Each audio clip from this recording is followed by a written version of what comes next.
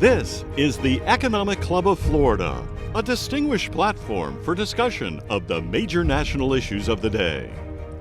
On today's program, Florida Agriculture Commissioner Wilton Simpson on why Florida's second largest industry should be viewed through a national security lens. 80% of your vegetables on the eastern seaboard of the United States is grown in the Palm Beach and EAA area every year. There are people who want to shut all of that agriculture area down, right? And you'd say, well, what if you did shut that down? What would happen? Well, clearly we would have to try to import a lot more food. And then you'd think, well, the people that we're importing this food from are trading partners, and they would never cut that food supply off, right? Not even in a pandemic would you cut that food supply off. And so if you want to entrust your enemies with your energy supply, at your own peril, do so. If you want to trust them with your food supply, at your own peril, do so. Good day and welcome to the 565th in our series of distinguished speaker programs. I'm Harvey Bennett for the Economic Club of Florida. It surprises many people when they learn that Florida is a big agriculture state, even beyond its world-famous citrus such as oranges and grapefruit. In fact, agriculture is second only to tourism as a driving force behind the state economy. Today, we're honored to have with us Wilton Simpson, Commissioner of the Florida Department of Agriculture and Consumer Services. He'll talk about the surprising role agriculture plays in the economy and how it's being preserved and encouraged. Now, here's club member Stephen Hall, General Counsel of the Florida Department of Agriculture and Consumer Services, with our formal introduction. Well, it is truly my pleasure to introduce my boss, as Marion pointed out, who, even if he wasn't my boss, I would still like to say nice things about him. So, Wilton Simpson is Florida's 13th Commissioner of Agriculture, is a fifth-generation Floridian, proud to be born and raised right here in the Sunshine State. A lifelong farmer, entrepreneur, Commissioner Simpson has a deep personal and professional roots grounded in agriculture, including a large-scale laying operation that supplies eggs for Florida's families throughout supermarkets across the state. Many of you know that from 2012 through 2022, Commissioner Simpson served as a member of the Florida Senate and was elected Senate President for the 2020 through 22 term. Serving as Senate President throughout the worldwide pandemic came with many challenges, but Commissioner Simpson fought to keep Florida open and free and to ensure Florida was a beacon of hope, opportunity, and freedom for generations to come. The Commissioner of Agriculture oversees the Florida Department of Agriculture and Consumer Services. With his background in agriculture, Commissioner Simpson clearly understands the challenges faced by our Florida farmers. His legislative service and history of community involvement also positions him to guide the department's other important functions, including such as protecting the environment, ensuring the availability, affordability, and safety of our food supply, and protecting Florida's consumers. Commissioner Simpson lives in Trilby with his wife, Kathy. Their son, Wilton Jr., and his wife, Caroline, are practically neighbors, as are Commissioner Simpson's daughter, Lauren, her husband, Kenton, and their daughters. Among his many accomplishments, Commissioner Simpson's most esteemed title is Papa to his two beautiful granddaughters, Addie and Emmy. It is my pleasure to introduce to you my boss, Commissioner Wilton Simpson.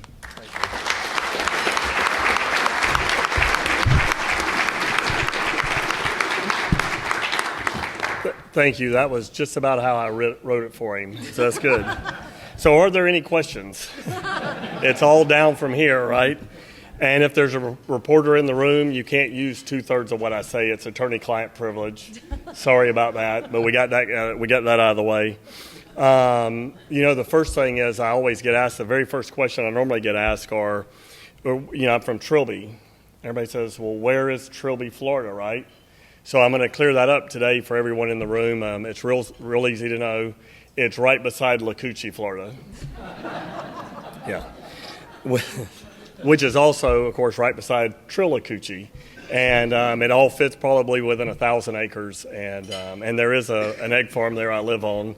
And we have 1 million birds, approximately. We produce 2 million dozen eggs a month, approximately. And of course, we produce a lot of organic fertilizer. And I always like to tell a story, and I'll tell it later, about the Right to Farm bill that we did that'll include some opportunities from that. But what did we accomplish? In the last, I served in the Florida Senate the last 10 years, and I really enjoyed serving in the Florida Senate. And if you had told me there was going to be a worldwide pandemic, you're going to serve in the Senate for 10 years, and you're going to be Senate president, I would have known where those intersections would have happened. I would have known in my 2 years. And by the way, it was such an honor to work through the pandemic as your Senate president. We had many challenges. Challenge number one was getting our state reopened. The governor appointed me to chair one of his committees back in April of 2020 for the reopening committee for the state of Florida. We worked very hard on that, and we used data here in Florida and not emotion to govern how we reopened our state.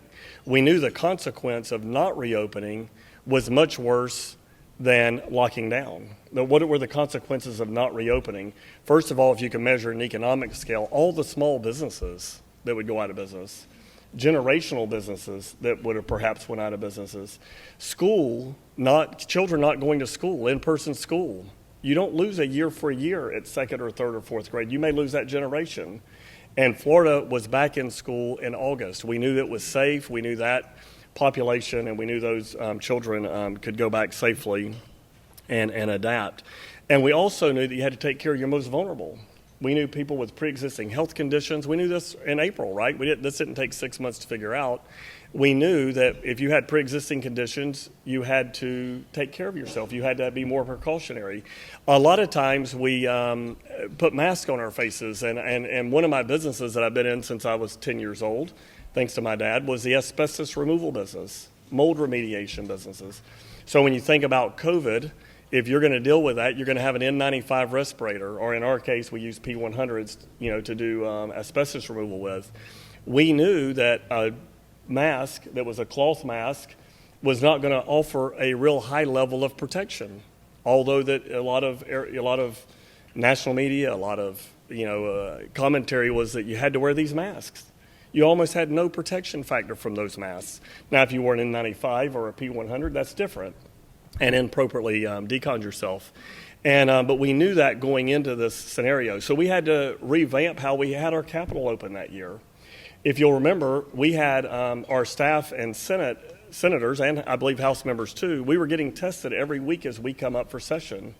The worst thing that could happen to us in that 2 years as a legislature was not be able to do your state business, not be able to finish on time, especially by July the 1st. And we set up a process by which people who wanted to come testify went to the Civic Center.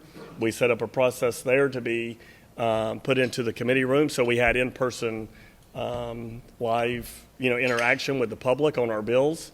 And we kept the Senate open that year. And through that year, there were, I'm going to say 4 or 5 senators that when they got there on Sunday night or Monday morning before they engaged in their Senate activities had COVID. And they went home and they took care of COVID, and then they come back. Had we not have done those procedures that year, we could have been possibly shut down for many weeks at a time, because you could have had 20, 30, 40, there's only 40 of us, right? You could have all of us with COVID. And so it was something that was very important to us at the time. We don't talk about it a lot, but, how did we get here from 2 years ago and come through the pandemic?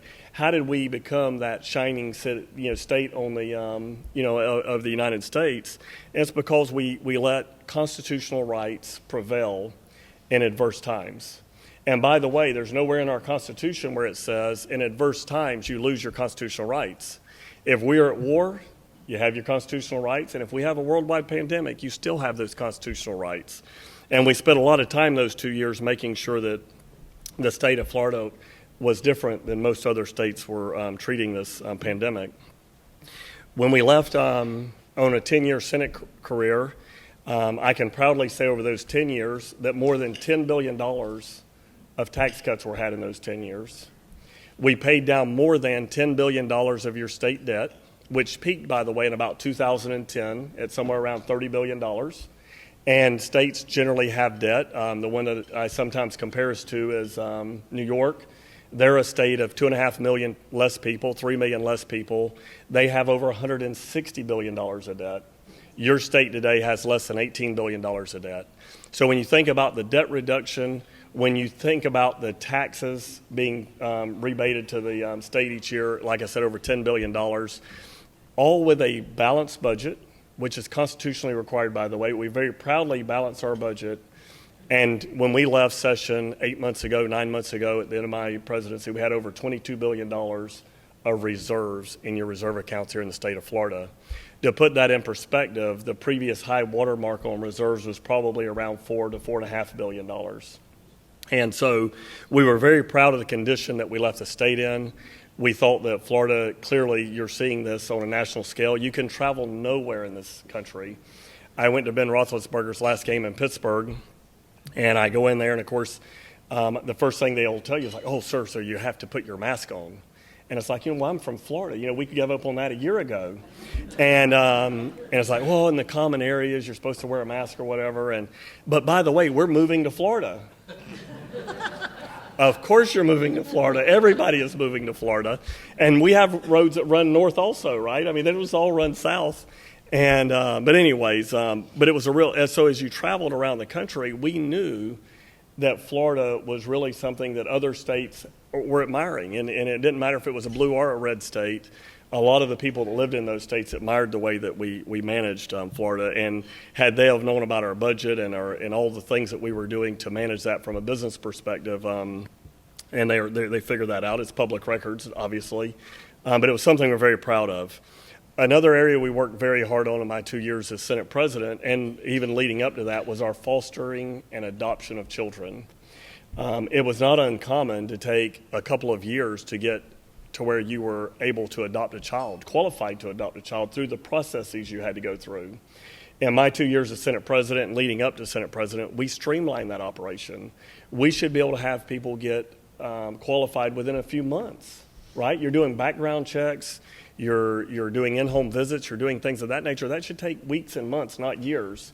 And when you had 30-something thousand kids in foster care, you would think that our goal may be to reduce that count. And the best way to do that was to get more folks qualified.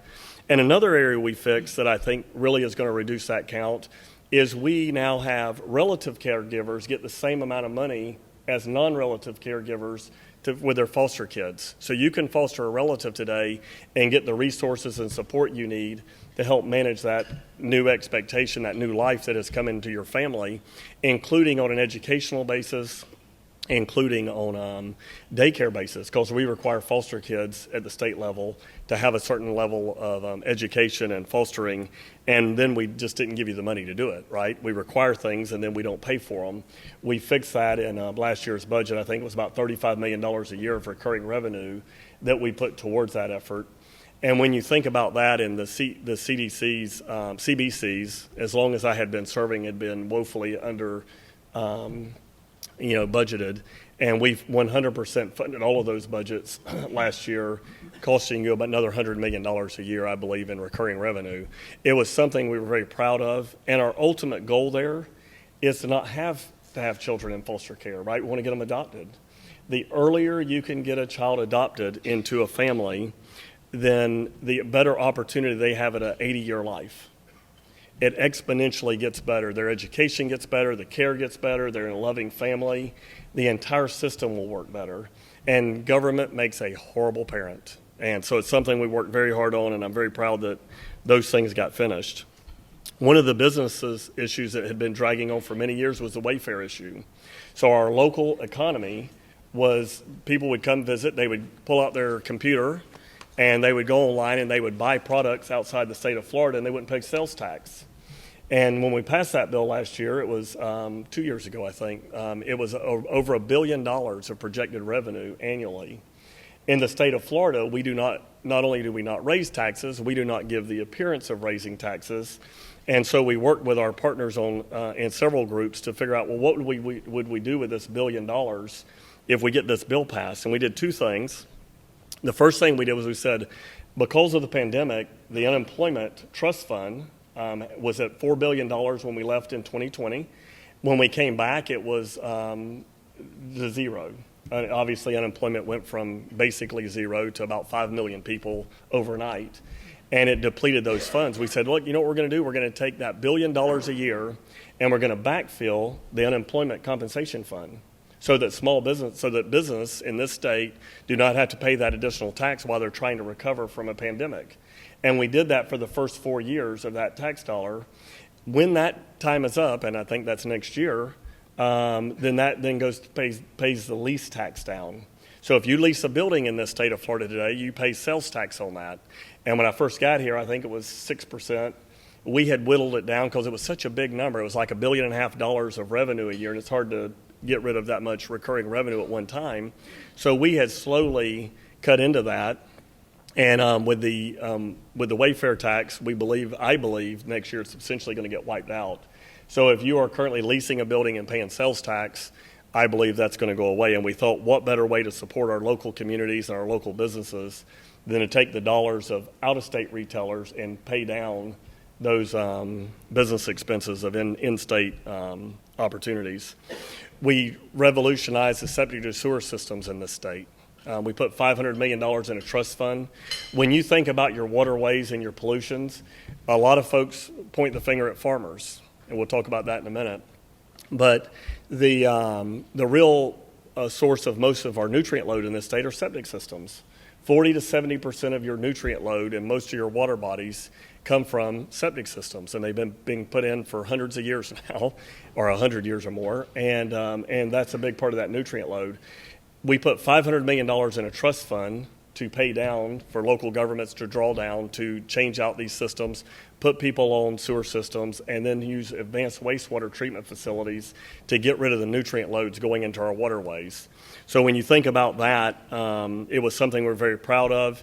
I think it's something that obviously is already paying dividends, but certainly 10, 15 years from now, when 25, 28, 30 million people are living in the state of Florida, we're going to be very proud that we started now in earnest on that. One of the major areas that was something that I was really leaning in on, Moffitt Cancer Center. If y'all don't know what Moffitt Cancer Center is in Tampa, Florida, Tampa Bay area of Florida. Had run out of room to grow in the Hillsborough area in one center. And so about 6 or 7 years ago, I was speaking to Lee Moffitt, past Speaker of the House, that started Moffitt Cancer Center, started the funding process. And we were talking about how could we improve and enhance Moffitt's opportunities in the state of Florida and the world, for that matters. And I said, well, we've run out of room in Hillsborough. We need, 500 acres, 1,000 acres that we could build a campus on that could continuously grow over the next 50 or 100 years if we're going to do it right? You could put Band-Aids on these things and you could patch, but if you're really going to do this right, you need to be able to continuously grow.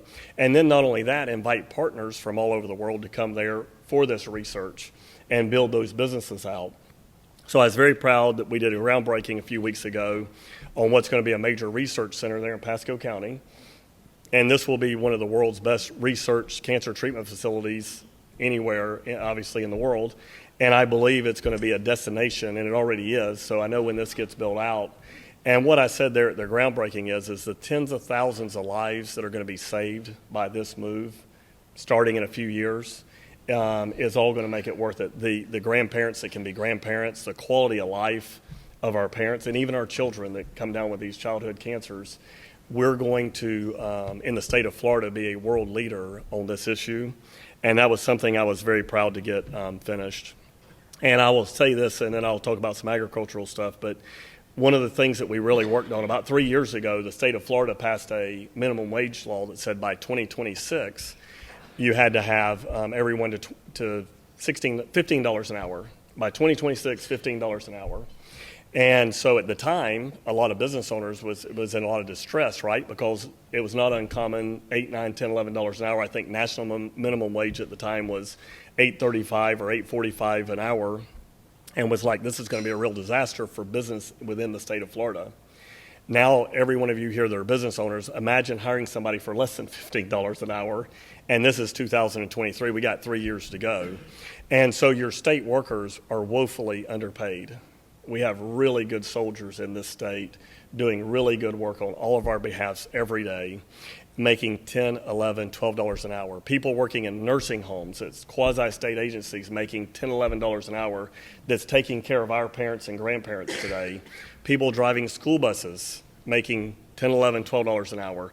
And every morning you get up and you hear, well, there's 500 short in Pasco County, there's 700 short in Hillsborough County of bus drivers. Now, that's probably not true either, right? Everybody's getting to school and back, so we're not 500 short or 700 short.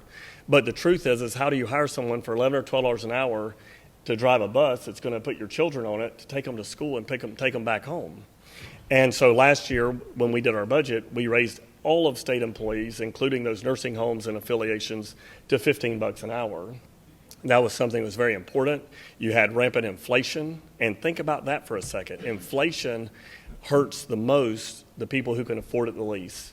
And so we were very proud to raise those wages to $15 an hour 4 years ahead of time that we would have been mandated to in 2026.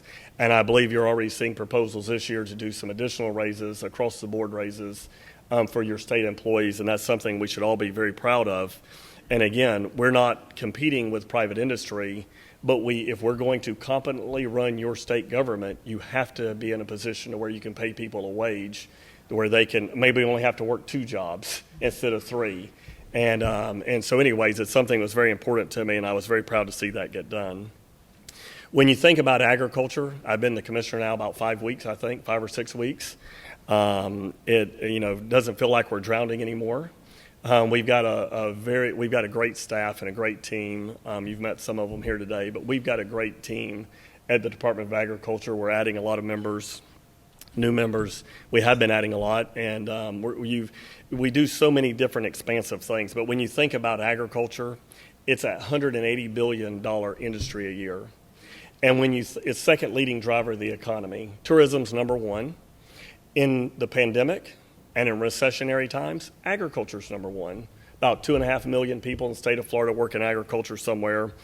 And I think we think of it most of the time as an economic driver, or, should ag really exist at the level it does exist? So now we're going to talk about it in terms of being a national security issue. And when you think about oil and the gas industry, immediately you know that is a national security issue. We have strategic supplies, and we do all types of things to ensure that if a war breaks out or we have distress in that system, we have strategic supplies to backfill those systems, to at least manage our economy or the expectations. Agriculture is not seen in the light normally as a national security issue, but I will say that everybody here should think of farmer. I think Chris Sprouse said this when we was passing one of our bills last year. You should think of farmer 3 times a day. Right? We just got finished eating food that was grown by a farmer. And if you don't put it in national security terms, think of it like going to the grocery store for a week with no groceries there. Then it becomes a national security issue in a hurry, right? And think about 2 weeks, right? And so in other words, when you consider what agriculture really does for us and what we need from it, it has to be elevated to that lens. So anytime we're regulating agriculture, that's the lens you have to look through. Anytime you're thinking about, it sure would be nice not to have certain farmers because there's nutrient load coming off of these farms. And I will agree with you, there are nutrient load generally coming off of most farms that we have in this state. Generally, if you do an analysis of the area that farmer is in, it is a thimbleful of nutrient load relative to the 5 gallons of nutrient load that's being created around them. And of course, it's easy to target agriculture, and we do. How do we do that? We do it through best management practices. The vast majority of your farmers, large farmers especially, are on best management practices. We have IFAS and UF working with us continuously with the legislature and the Department of Ag to improve those best management practices. There's not one farmer in this state that wants to put down more fertilizer than is necessary because it costs money to put that fertilizer down. We don't want to use one more drop of water than we need. And over the last 20 or 30 years, water demand in most of our crops have been reduced from 50 to 80% in some cases. The water on your crops. You don't hear that story very often. But every day for the last 20 years, we've all eaten something or we wouldn't be here today, right? And so farmers are your first environmentalists. We are just as concerned about the environment as anyone else should be. Our families live on the farms that are producing this food. And so if you think, well, we really don't care, well, do we really not care about any of our family members either, right? And so it's really a thing that we need to look at, a regulatory structure, or when you're putting additional weights on the back of your farmers, as a hurricane does. Can't do nothing about Mother Nature. Hurricanes are going to come and go. Farmers have to deal with that. But when the federal government or your state government or your local government is adding additional weights to those farmers' backs, they need to look at it through the lens of national security. And I'll give you one big example. 80% of your vegetables on the eastern seaboard of the United States is grown in the Palm Beach and EAA area every year. There are people who want to shut all of that agriculture area down, right? And you'd say, well, what if you did shut that down? What would happen? Well, clearly we would have to try to import a lot more food.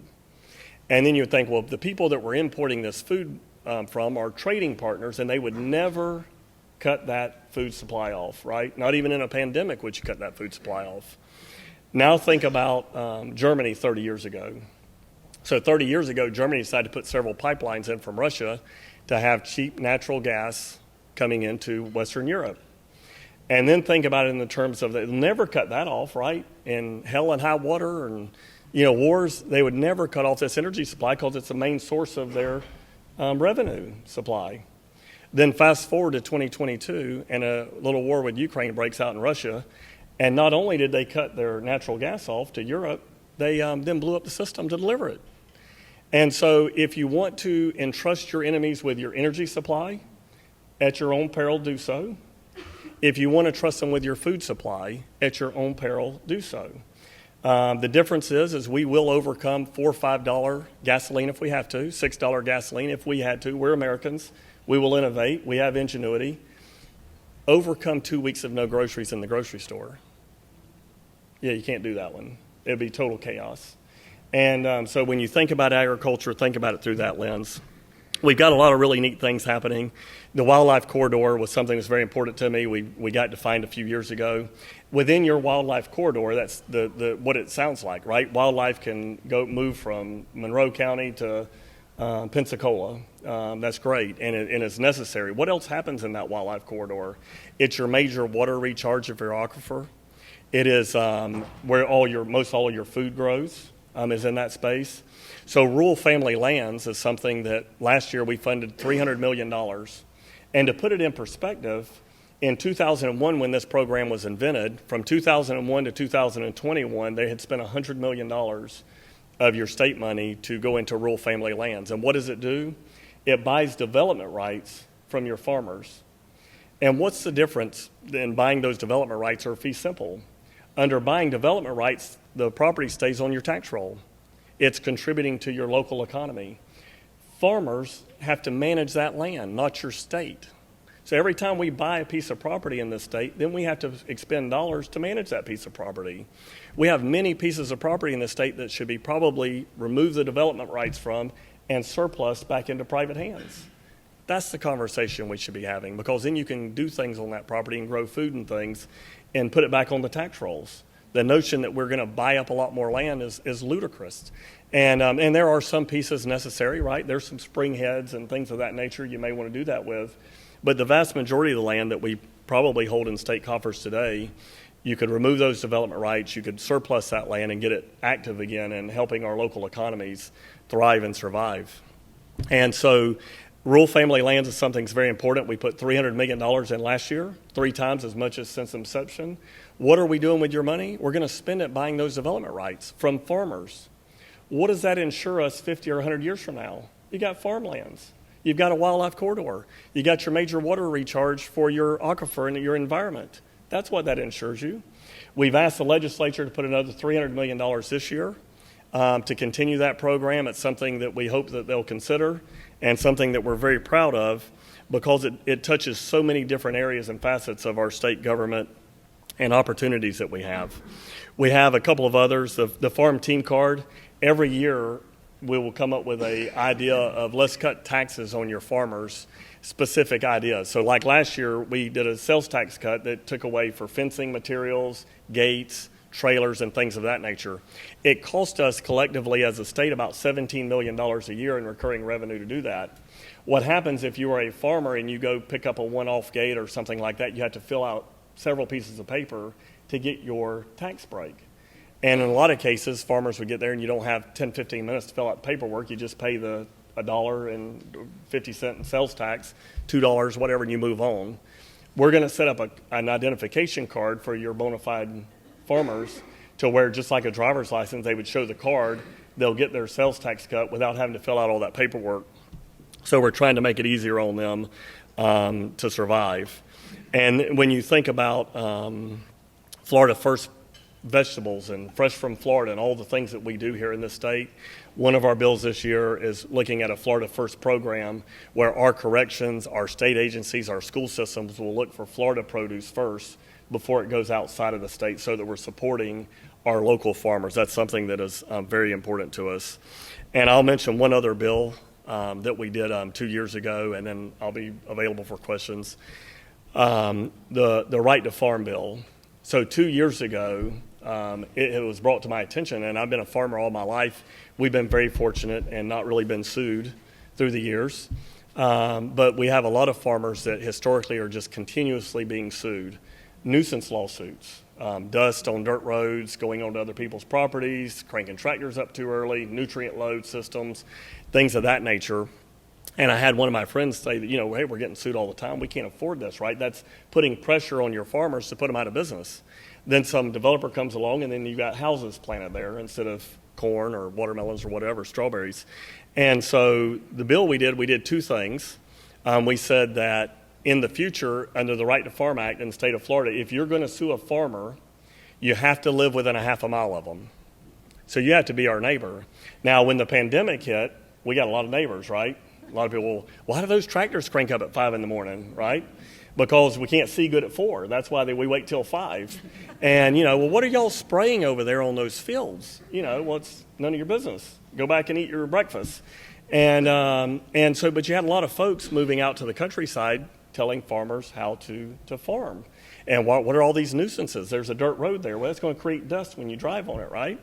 And so we said you have to live within a half a mile of a farmer to sue them. That's number one. So all this out-of-state business, all these big corporations from around the country, it put them out of business immediately. And you'll remember I'm in the egg business.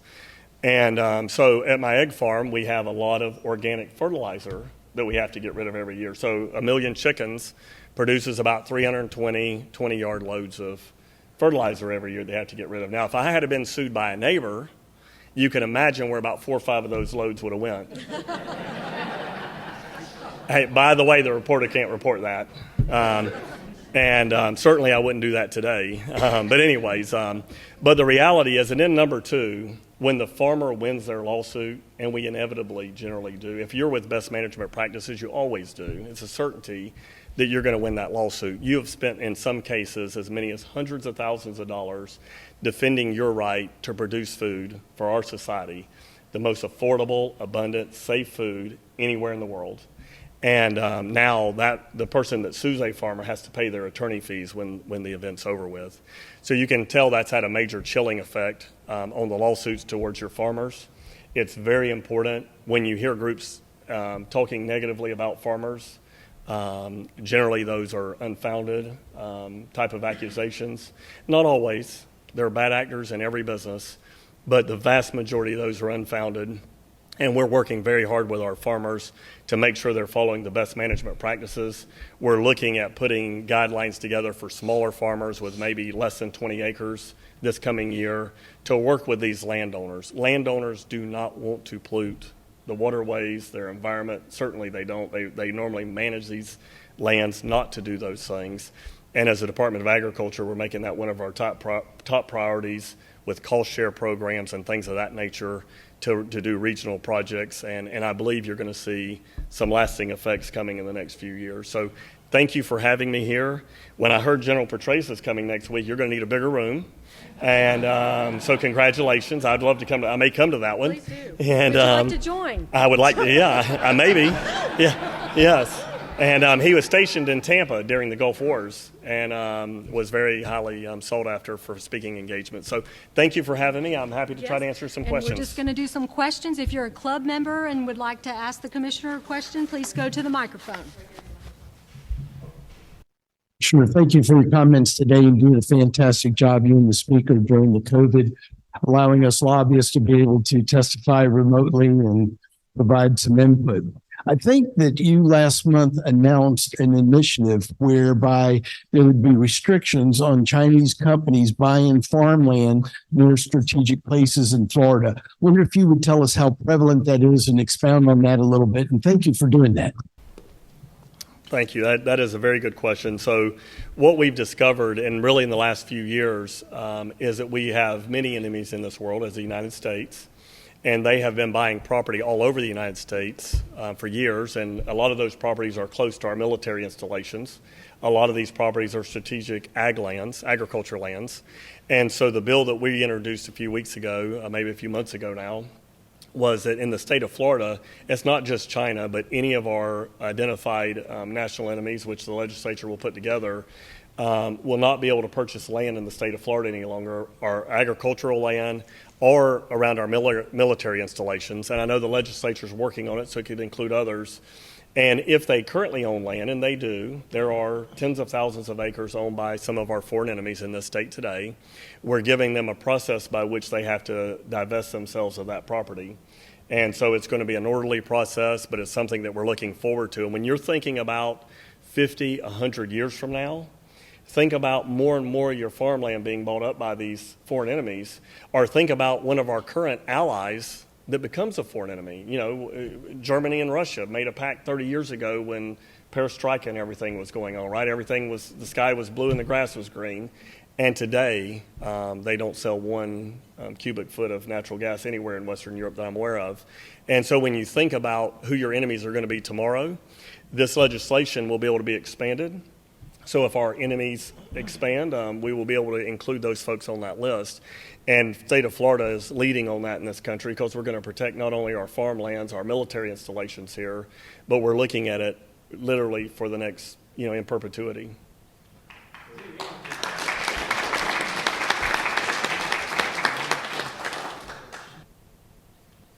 Good afternoon. I have a comment and a question. First is my comment is about the sales exemption card for farmers. As leader of a nonprofit, I would love to be able to do that when in making purchases through our nonprofit and have that for staff. So dream. But second is that across the economy, many sectors are facing labor shortages. So could you just talk about the status of labor in agriculture? Yes, a very, very good question. And there are, I never thought out of all my time of service and being a small business owner that we would overstimulate the state of Florida's economy the way it has been overstimulated. And the housing shortage, 1,000, 1,500 people a day moving here still today, keeping our land and housing costs higher artificially. In some cases, I say artificially because capitalism has a way of fixing these problems over time, excesses.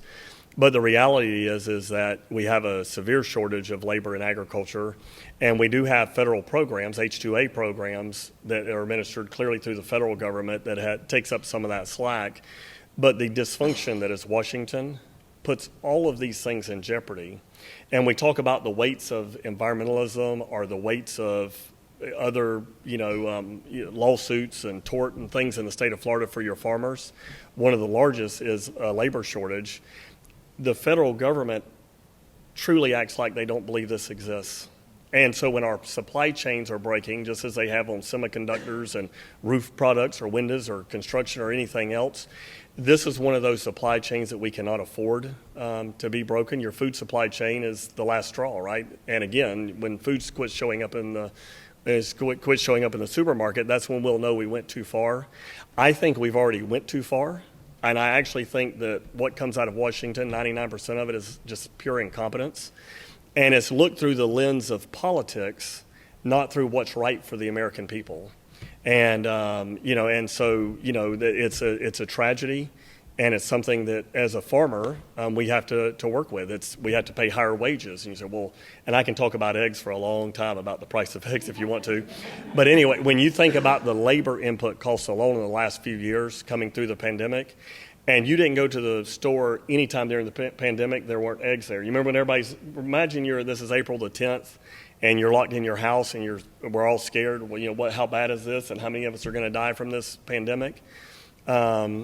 Every day, every employee we had to show up at that egg farm to put eggs in cartons to deliver to the store. the first day, the second week, the third week. And these are some of the most valuable employees in the entire planet. We don't value our agriculture the way it should be valued. But there was not one day off in the pandemic for your farmers. By the way, that includes truck drivers too. And clearly your healthcare system was burdened because we didn't even have the PPE that we needed to properly function. And so labor is a serious issue. Unfortunately, the federal government does not take it seriously. Completely dysfunctional at the border, completely dysfunctional federal programs. And there are things that we're going to work on with our delegation to try to fix that, but it's not likely to get fixed. And I'm afraid that labor issue could be the ultimate stress that will start shutting down some big avenues for food delivery in this state and country. Commissioner, we're delighted you're here, and thank you for all of the issues you've been championing. I think most of the people in the room, we certainly know the economic impacts of the COVID pandemic, but we never stop to think about some of the pandemics that affect our industries here.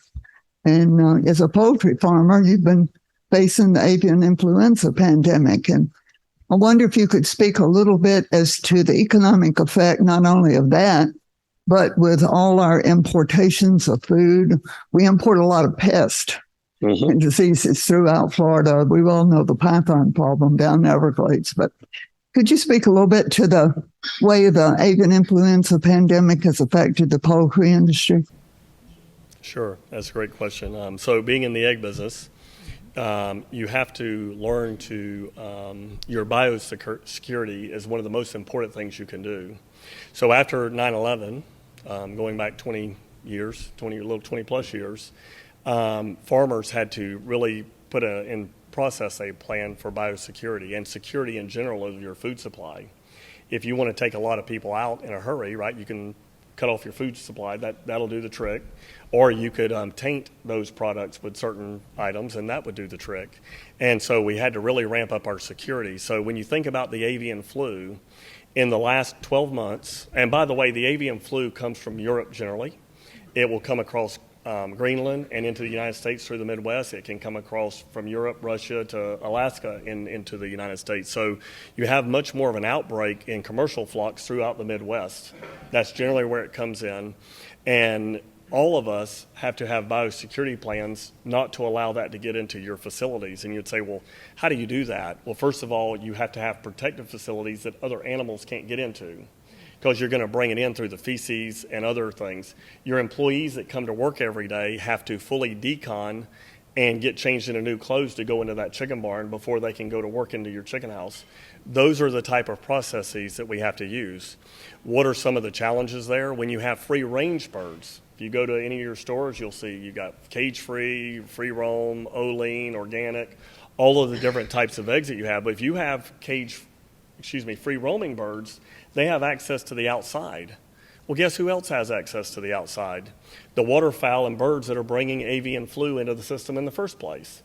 And so the more we can protect our commercial farms, the better we can protect our egg supply. Now, we've lost 50 million birds in the last 12 months in the United States. There are a total of 320 million birds that are laying eggs generally every day when you're at full capacity. So it's about 20% of the population have been taken out. You saw those spike from relatively $2 a dozen to about $6 a dozen in the stores. On a retail basis, which is what your farmer gets, they peaked about 4, 5, 6 weeks ago at around $5.50 a dozen, all based on supply and demand. That market is quoted just like any other commodity on the New York Stock Exchange, just like sugar or corn or wheat or any commodity, gasoline, all of them. All these commodities are quoted, and the farmer gets paid generally based on that market that's quoted off of the exchange. And so, it ran up to about $5.50 in the Southeast, and within the last 3 weeks, it had fallen all the way to $2.30 or 40 cents a dozen, so down almost $3 in a month. And so you should have seen and felt that in the grocery stores. And because I get my eggs out of my backyard, I don't get them at the grocery store much. But you should have seen several dollars a dozen less for eggs today, even today, because I think they've crept back up to about $2.60 a dozen on the wholesale level. So if you're at a store, if you're paying, I guess, I don't know what they mark them up, but, $3, $3.25 a dozen. And, but you should have seen a substantial reduction. The best thing that can happen to the egg business is to keep the avian flu out. Clearly, every time there's an outbreak, we review those biosecurity issues. If you come to Trilby today to go to see an egg farm, you couldn't because you can't get in anymore. But if you were there to work, you've got to drive through and disinfectant stations. You have to reclothe yourself before you go in that building, and you have to have codes to get into any of the doors. So, the level of security that we have around these facilities now is enormous, and it's a cost of burden. When you think about the inflation that went along with that, fertilizer costs went from $300 a ton to $1,000 a ton, which means feed costs went from, doubled or tripled. And when you think about the inflation that was in the system a year ago, and it's like, oh, thank God it's only 6% now, right? Because it's not 9. 6 is really bad also, right? And the Federal Reserve is having to deal with that. But when you think about inflation, it affects the people who can at least afford it the most. People on fixed incomes, people on the lower economic scale of this country. And that's why we have to make sure that we fight inflation. And that's also why we have to make sure that we are lifting rocks off of the back of our farmers. Because when that food cost goes up in that store, and we're like, oh my God, we just paid $300 for food. Think about the family that's making $15 an hour today, paying a grocery bill like that. And that's what I constantly do. And as a farmer, we want to see avian flu gone. It's naturally recurring. It will be back. And this is the time it would be back. In the spring is when it would start. So hopefully there won't be any more outbreaks this year. And you'll see the cost of eggs will settle back in accordingly. If we have no more outbreaks, you could see them settle back in there probably around $2 a dozen again, even with all the challenges we have with labor and feed costs and delivery costs and all of the things. So that's generally what's good for farmers in the short run of, because you hear a lot about their making a lot of money, generally comes back to haunt us, just like most capitalist things do when things get out of line, supply and demand. Very good.